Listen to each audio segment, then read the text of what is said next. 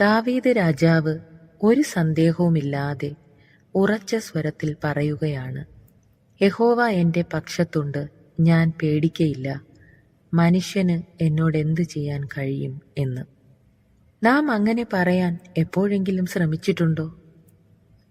പലരും പറഞ്ഞ് നാം കേട്ടിട്ടുണ്ടാകും, മൃഗങ്ങൾ ഉപദ്രവകാരികളല്ല, മനുഷ്യനെയാണ് നാം സൂക്ഷിക്കേണ്ടതെന്ന്. ഒരു തരത്തിൽ അത് ശരിയാണെന്ന് നമുക്കും തോന്നിയിട്ടില്ലേ? സ്വാർത്ഥരായ മനുഷ്യർ സ്വന്തം കാര്യത്തിനായി ആരെയും തള്ളിക്കളയുന്ന കാലത്തല്ലേ നാം ജീവിക്കുന്നത്?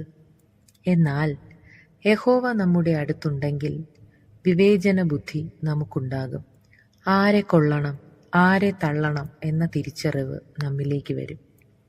അങ്ങനെയെങ്കിൽ മനുഷ്യരുടെ മുന്നിൽ നാം ഒരിക്കലും തോറ്റുപോകുകയില്ല. ബുദ്ധിപൂർവം ജീവിക്കാൻ യഹോവയെ നമ്മുടെ പക്ഷത്തിൽ നമുക്ക് ചേർത്തു പിടിക്കാം. അവൻ നമുക്ക് വഴി കാണാനുള്ള വെളിച്ചമാകും.